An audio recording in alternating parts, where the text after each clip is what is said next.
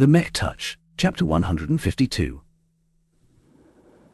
Allure of Mechs. Vess met with Kelsey the next morning and discussed a lot of business.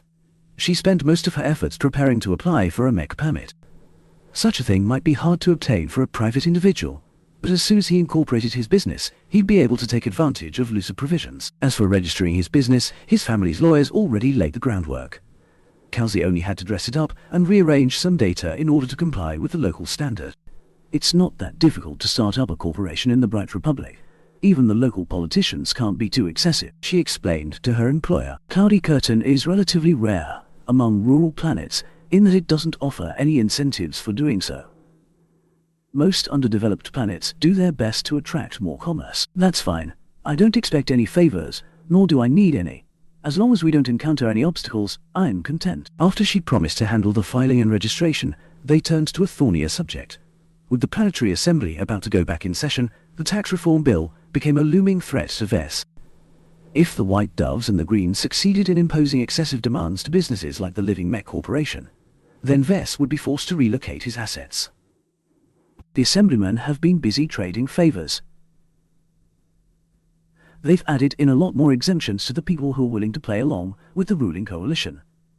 Opposition is too scattered right now. Whoever is left out is of no importance to Cloudy Curtain's economy. Kelsey regularly reported her observations, so Vess already knew about it. So there's no use in trying to unite. We're not part of their network. It galled him a bit that the politicians treated him like an insect. They didn't need to take his opinions into account when they formulated their policies. Well, he'd show them up sooner or later. The coalition is doubling down on boosting the agricultural sector. They're even drafting a complementary bill that will indirectly subsidize the consortiums along with the other farming concerns. Normally, the ruling coalition wouldn't be able to make this pass, but with the Bright Republic preoccupied with the terror attacks and the impending war, a small case of self-enrichment doesn't really ping on their radar. They truly picked the best timing. Having first-hand experience of a terror attack on his own had made Vess aware that the Republic were at their wits' end. They had to devote a huge amount of manpower in order to keep a lid on the BLM. Vess turned his palm to her. I understand you've been working on a plan. Let's hear it.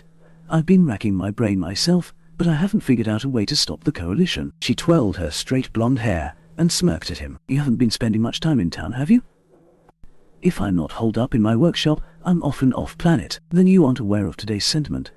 If you walk down the streets of Freslin, you'll note that you've become a local celebrity of sorts, especially among the young. While no one really knows what mech designers actually do, it doesn't change that you're Cloudy Curtain's very first mech manufacturer. Your physical mechs might be unattainable to the masses, but your virtual mechs have made quite a splash. His virtual mech sales had indeed increased lately, though not to the point of earning him lots of DP. His popular 3-star young blood stopped providing him with DP, while his other designs only modestly sold more. Still, it didn't change that more potentates piloted his mechs. According to Kelsey, his brand recognition had grown to the point where at least half of the people on the streets knew his name.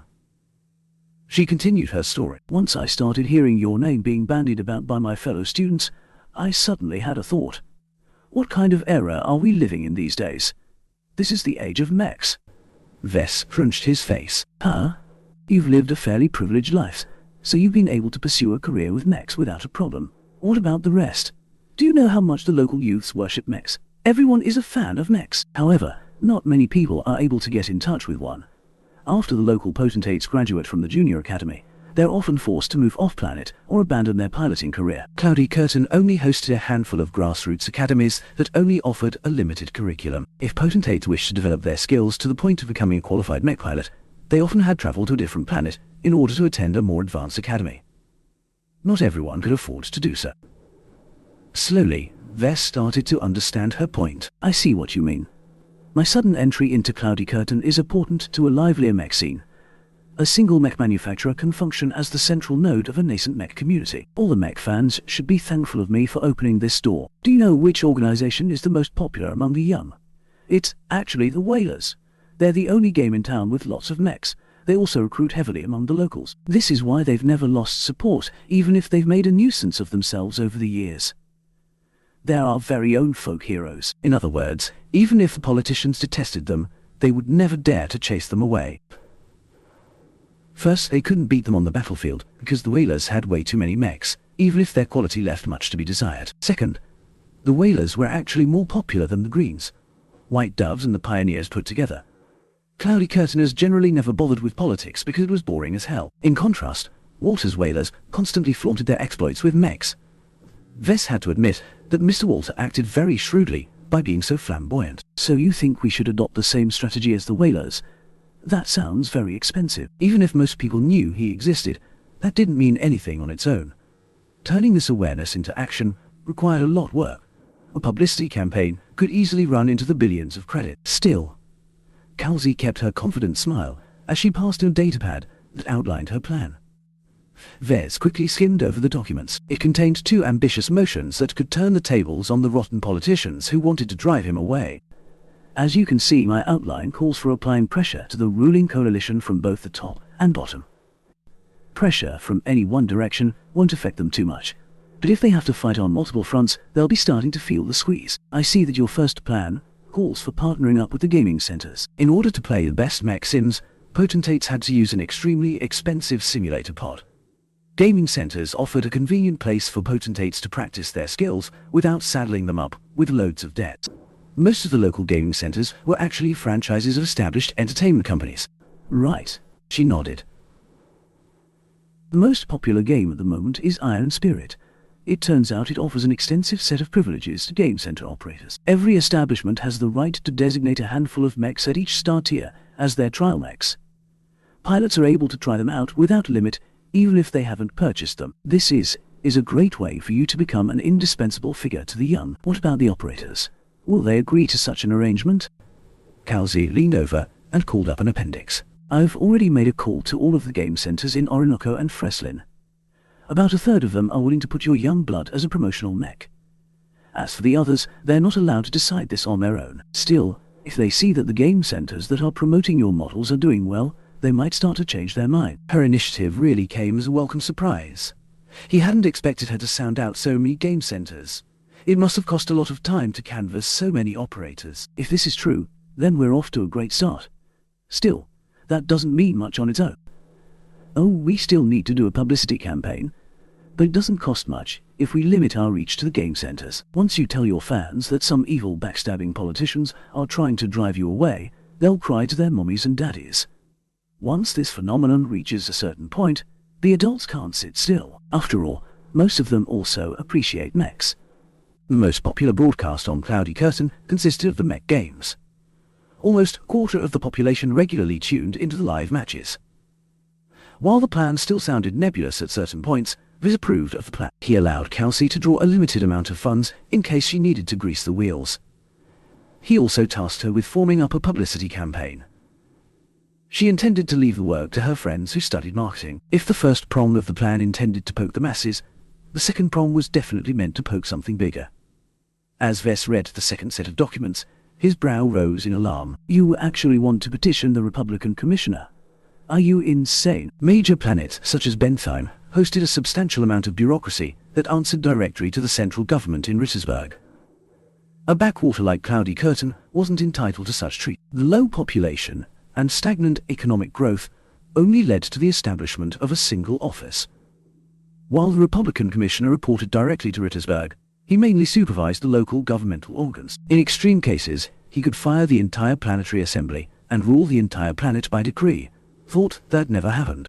Think of the Bright Republic's plight. She responded patiently. She turned on her comm and visited a random news portal. Look at the headlines. Half of them are talking about the war that everyone is convinced will break out soon.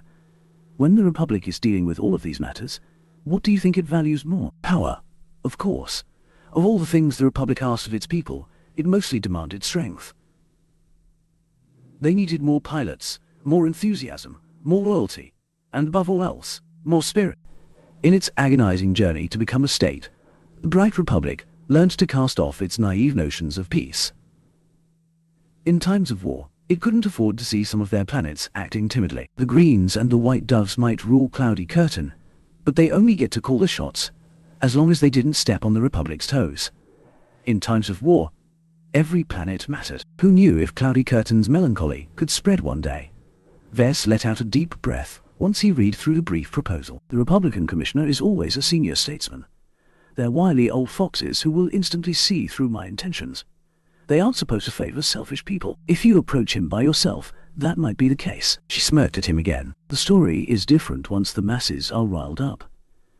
If the Mech fans are starting to make noise, the ruling coalition will find themselves at the opposite side of both central policy and popular opinion. It'll become obvious that the cowards intend to spend the entire war with their heads buried in the sand. She certainly painted a very devious scenario. He doubted the greens and white doves would take it lying down. They'd certainly counterattack before it got to that point. Still, it did not change the basic facts. Once a significant part of the population spoke out, the Republican commissioner could use that as an excuse to smack the politician. A public rebuke could easily stop the tax reform bill in its tracks. The crucial challenge here lies in provoking the public, while tying my company's interests with their own. Both will not come easily. He stated after some thoughts, I think we'll need some help with this. It's too much to expect you to do this in your spare time. I want you to look for a publicist who can manage relations with the game centers and take care of the publicity campaign. I can find plenty of those on campus. Make sure they don't have any ties to any of the scum who sit in the planetary assembly. I don't want them to realize our intentions before it's too late. They ended their discussion with a solid course of action. Vez admired Kelsey's boldness. Hopefully her devious plan worked. If not, Vez could always investigate the shady farming consortiums.